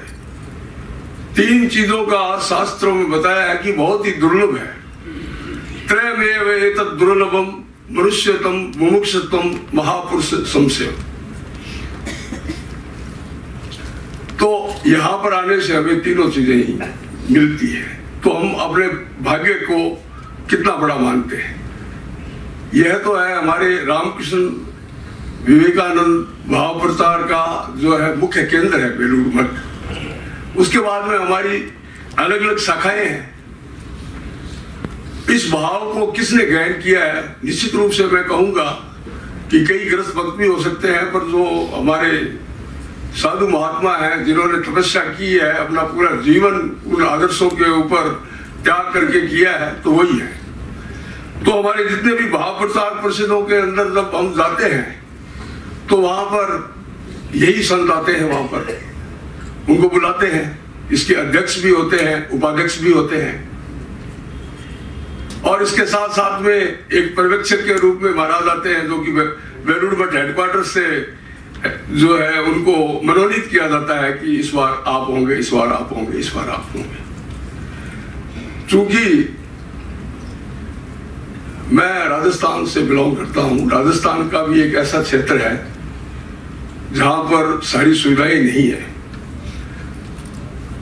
पूर्व से पश्चिम और उत्तर से दक्षिण राजस्थान अपने आप में 800 किलोमीटर हमें कवर करने पड़ते हैं, जब पूरा राजस्थान कवर होता है।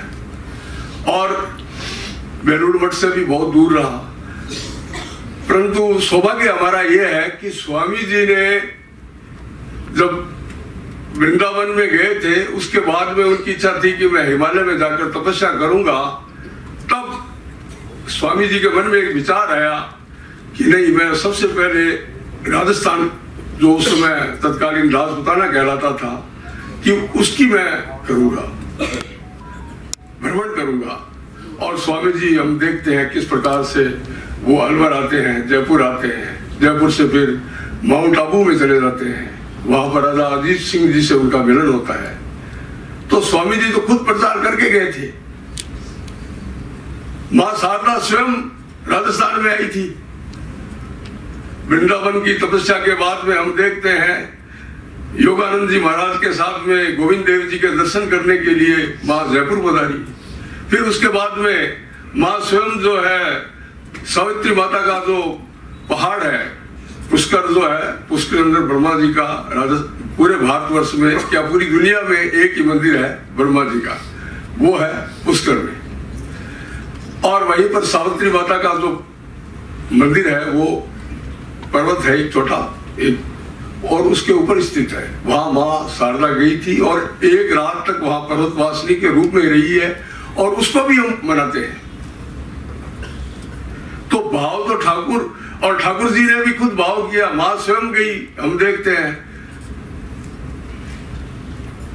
वहां जाकर रामेश्वरम गई मां स्वयं, वहां जाकर मां ने खूब अपना भाव प्रचार किया।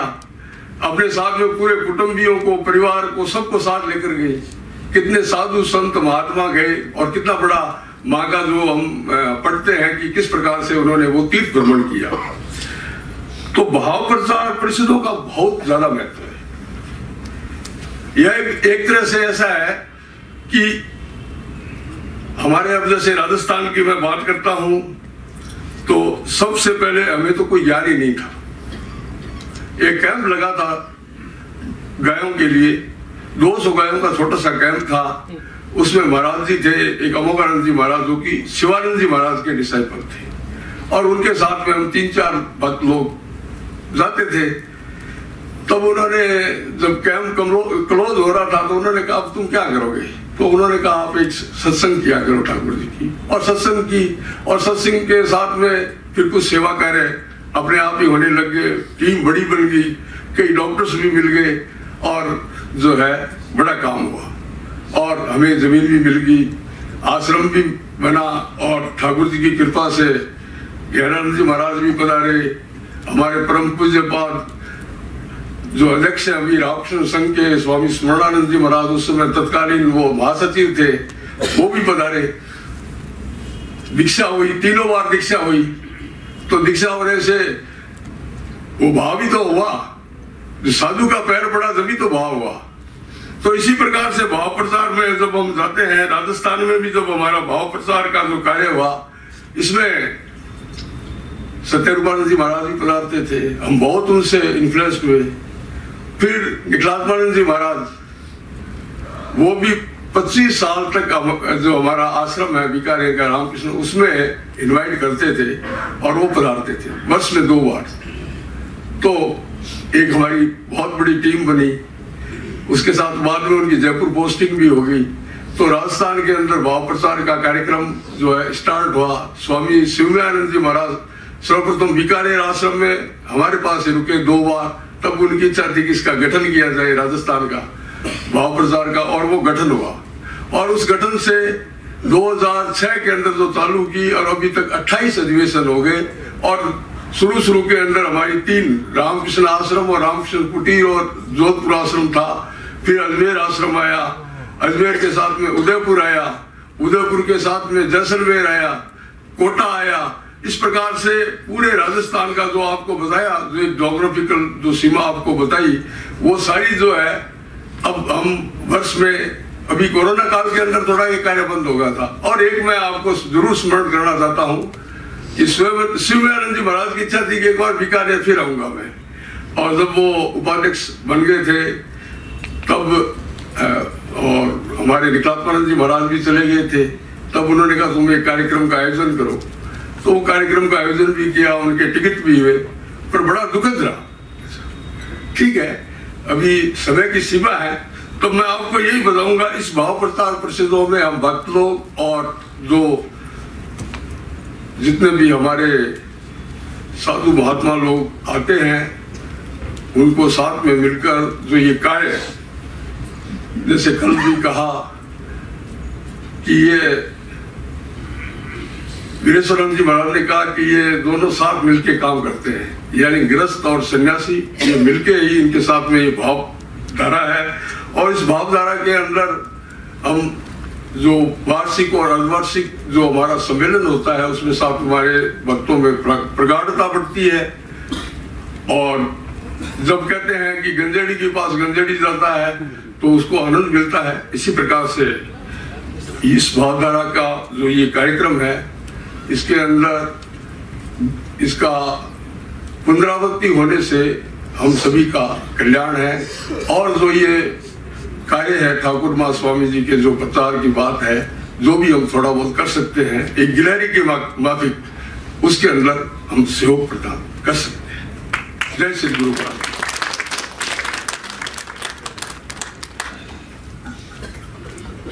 धन्यवाद। और अब महाराज जी से हम आमंत्रित करते हैं पूज्यपाद स्वामी सर्वभूतानंद जी महाराज जी को, वो अपने विचार हमारे समक्ष प्रस्तुत करेंगे। पूज्य महाराज श्री। नमस्ते यतिराजाय विवेकानंद सूरये सच्चित् सुख स्वरूपाय स्वामिने तापहारिणे।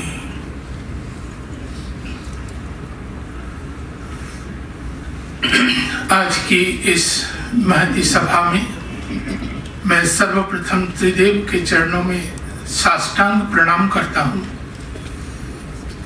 अब मंच में उपस्थित सभी सन्यासी वृंद, हमारे मंच के समक्ष उपस्थित श्रद्धेय सन्यासी वृंद, परम पूज्यपाद श्रीमद स्वामी बलभद्रानंद जी महाराज, इन सभी को मैं अपना प्रणाम ज्ञापित करता हूँ। और विभिन्न भारतवर्ष के केंद्रों से आए हुए श्री रामकृष्ण भक्त मंडली, आप सभी को मेरा नमन स्वीकार हो। यहाँ हम भाव प्रचार परिषद के उपलक्ष्य में उपस्थित हुए हैं। इसका दो आयाम है। एक है सारे भारतवर्ष में किस तरह से भाव का प्रचार हो रहा है उसके संबंध में जानना, एवं और आगे किस तरह से इसका विस्तार किया जाए उसको आपके समक्ष में रखना। इन दो पहलुओं को लेकर इस भाव प्रचार का आयोजन है, जो हमारे परम श्रद्धेय श्रीमद स्वामी सुवीरानंद जी ने इसका बहुत ही सुंदर आयोजन किया है। हम इसका फल लाभ करें। आप सभी जानते हैं मैं बहुत दिनों तक श्रीमद स्वामी भूतेशानंद जी महाराज के साथ था। उस समय जब भाव प्रचार परिषद का किस तरह से गठन हो, किस तरह से इसका नियमन हो, उसका प्रारूप तैयार हो रहा था। अभी जो मिशन ऑफिस है वहीं पे एक छोटा सा मीटिंग हुआ था, जहाँ पे स्मरणानंद जी थे, हमारे भूतेशानंद जी थे, और भी सब विभिन्न सन्यासी वृंद थे, और शिवोभयानंद जी भी थे। तो इन लोगों के आलोचना से यह निष्कर्ष निकला कि स्वामी भूतेशानंद जी ने कहा कि देखो, भाव प्रचार कहने से नहीं होता है। भाव प्रचार का पहला उद्देश्य है कि क्या मेरे भीतर में उन भावों का अच्छे से विकास हुआ है कि जो मैं दूसरों को दे सकूं।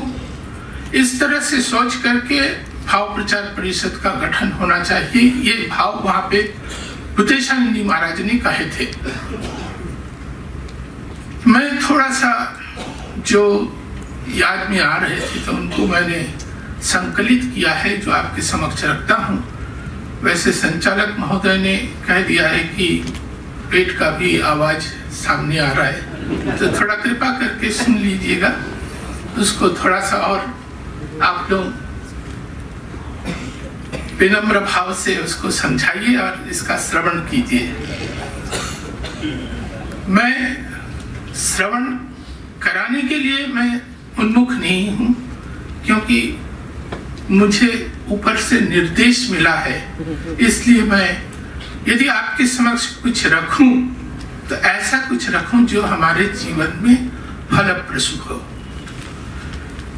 तो नवीन युग के प्रवक्ता स्वामी विवेकानंद संन्यास आश्रम और समाज को बहुत नजदीक ले आए। जो अभी तक विभिन्न दृष्टिकोण से महाराज ने आप लोगों के समक्ष जो विचार व्यक्त किए, उस सब का समन्वय यहाँ पर है। तो अपने कर्म में जो स्वामी जी का ये है, कर्म में परिवर्तित वेदांत के माध्यम से प्रैक्टिकल वेदांत, जो अभी मैं सभा में था, हमारे इससे पहले जो सभा हुई उसमें इसका उल्लेख आया। तो मानव पूजा के माध्यम से मुक्ति लाभ करने के पद को युगोपयोगी करना चाहते थे स्वामी जी। उनके इस मन के वेदांत की घर में लाने का प्रयास सार्थक हो उठेगा जब मनुष्य इस पथ में अग्रसर होंगे। हमें अग्रसर होना होगा।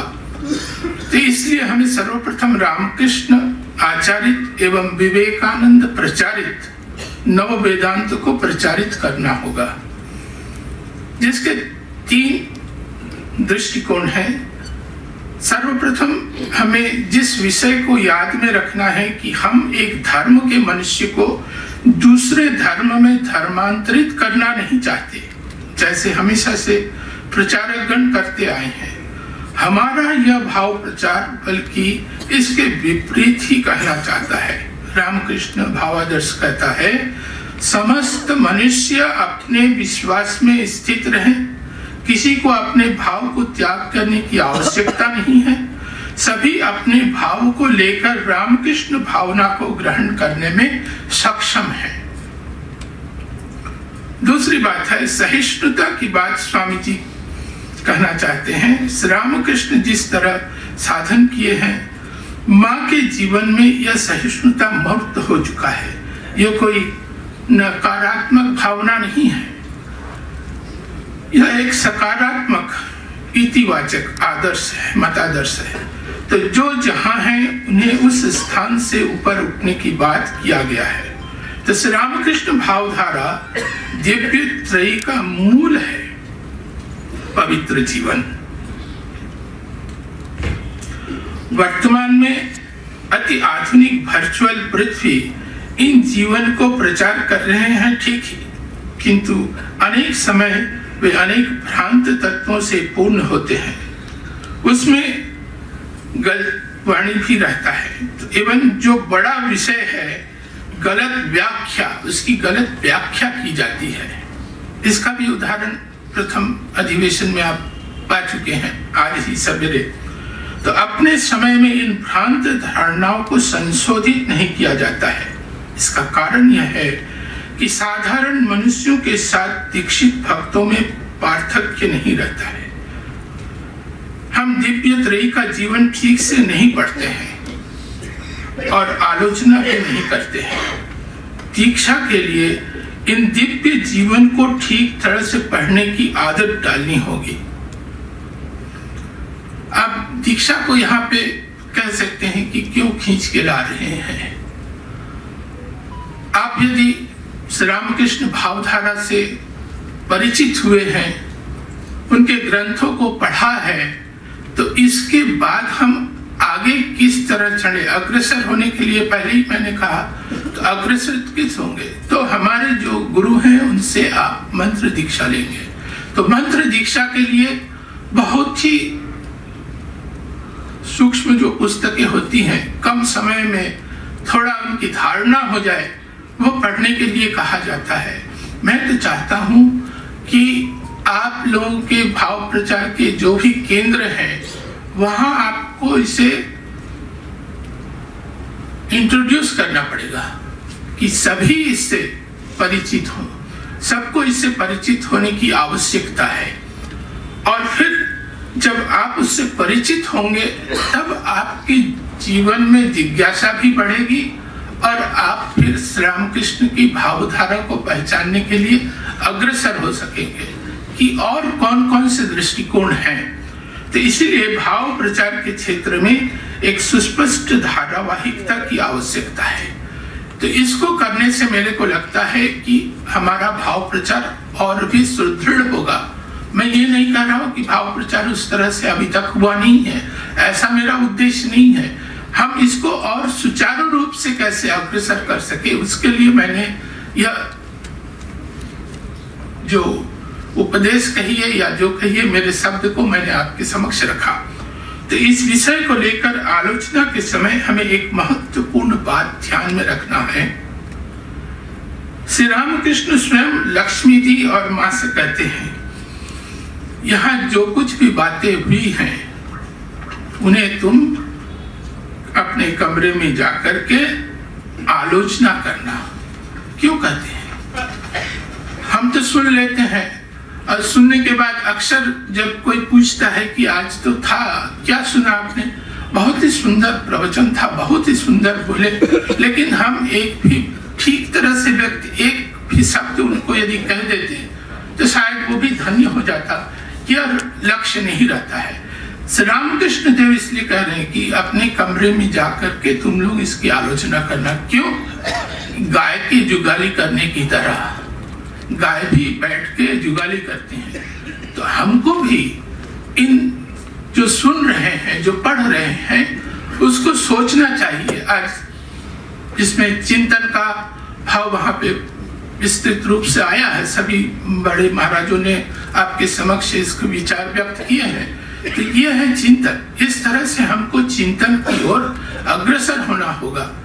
एक यदि सुव्यवस्थित नागरिक देश के लिए बनना है तो मैं नहीं कहता हूं कि आप विवेकानंद के लिए काम कीजिए, देश के लिए ही काम कीजिए। विवेकानंद वही चाहते थे, लेकिन इस तरह से अपने को सुव्यवस्थित एक नागरिक बनना होगा, तब जाके आप सबको व्यवस्थित ढंग से एक व्याख्या, एक शब्द उनके समक्ष रख सकेंगे। और अतः इस भाव प्रचार का लक्ष्य यह है स्मरण मनन, अपने को श्री रामकृष्ण भावधारा से उज्जीवित रखना, यह उद्देश्य है। तो श्री रामकृष्ण कहते हैं सभी मानकर चलते हैं कि उनकी घड़ी ठीक चल रही है, लेकिन किंतु हमें अपनी घड़ी को सूजी के साथ मिला लेना पड़ता है। दिव्योदय का यह जीवन ही हमारे जीवन की घड़ी है, इसके साथ हमको मिला के अग्रसर होना होगा। तो इस तरह से इस जीवन में अपना एक रूपता लाने की आवश्यकता है। किसके साथ? जो हम कह रहे हैं ठाकुर मां स्वामी जी की जो भाव है, उसके यदि हमारी एक रूपता आएगी, तब जब किसी भी समय कुछ भी बात करें तो आपके अंदर से भक्त के लिए जो वाणी है, ठाकुर मां स्वामी जी की वाणी, चाहे वो छोटा हो या बड़ा हो, वही आपके जीवन से मुख से उच्चारित होगी। इस तरह से यदि हम जीवन यापन करें तो भाव प्रचार है, और फिर इस प्रचार प्रसार में सहायता करना है। इस तरह से हम कर सकते हैं जिससे हम सटीक पथ पर अग्रसर हो सके और साथ ही दूसरों को भी सहायता कर सके। बी एंड मेक की बात यहाँ पे बहुत हुई, तो यही है बी एंड मेक। पहले अपने को आप तैयार कीजिए, फिर दूसरों की सहायता कीजिए, तो ये बहुत अधिक फलप्रसू होगा। और इसके लिए आप लोगों को आकर्षित करने के लिए जो हम तो सुनते हैं अधिकतर जो हमारे पूज्य जन जो हैं, सभी कोई कहते हैं कि आजकल उस तरह से नवयुवक नहीं आ रहे हैं, वे उनका इधर आदर्श की तरफ आकर्षण नहीं है। लेकिन हम लोग यहाँ आश्रम में, बेलूर मठ में देखते हैं, जो भी युवक आते हैं उसके अंदर अच्छे अच्छे भाव हैं, लेकिन उनको उस भाव को विकसित करने के लिए पथ नहीं मिल रहा है। इसलिए हमको उस विकसित होने के लिए उस पथ को बताना होगा। ये हमारे भाव प्रचार परिषद की, सन्यासियों की और जो भी भक्तगण हैं, इनकी यह सुचिंतित वक्तव्य रहना चाहिए कि हम एक किसी को यदि सहायता करें तो 2 शब्द भी कहें तो ठीक से कहें। अतीत के ऊपर ही वर्तमान खड़ा है, यह हम सुनते आए हैं, पढ़ते हैं। ठाकुर जी का प्रचार प्रथम किया है एक गृही धर्म प्रचारक केशव चंद्र सेन ने।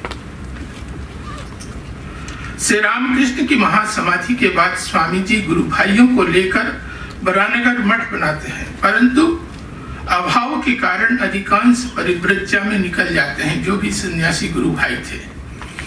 तो ऐसे समय में ये मास्टर महाशय गिरीश घोष, रामचंद्र दत्त श्री रामकृष्ण का भाव प्रचार का दायित्व अपने कंधों पर ले लेते हैं।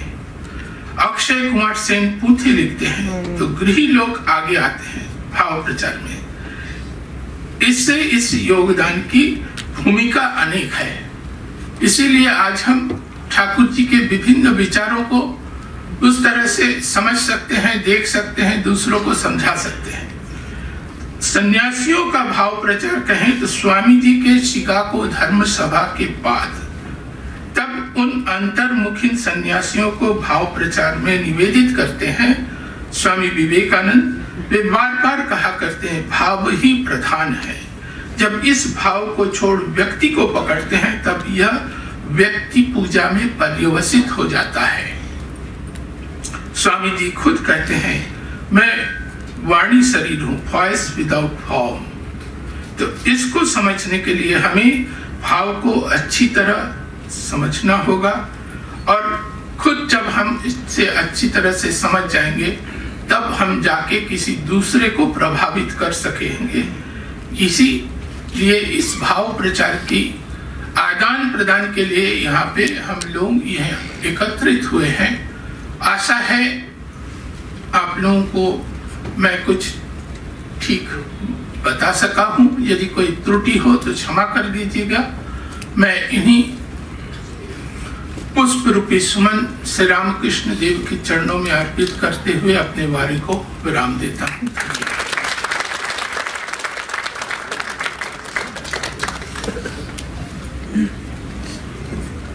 महाराज जी के चरणों में पुनः पुनः वंदन। अब यहाँ पर इस सत्र की समाप्ति होती है। आप सब लोग अपना मध्याह्न प्रसाद स्वीकार कर ले और पुनः मध्याह्न अपराह्न में 2 बजे नाग महाशय हॉल में एकत्रित होना है। तो 1 घंटे का समय है। अब अपना प्रसाद लेकर के वापस पुनः उपस्थित हो जाइए।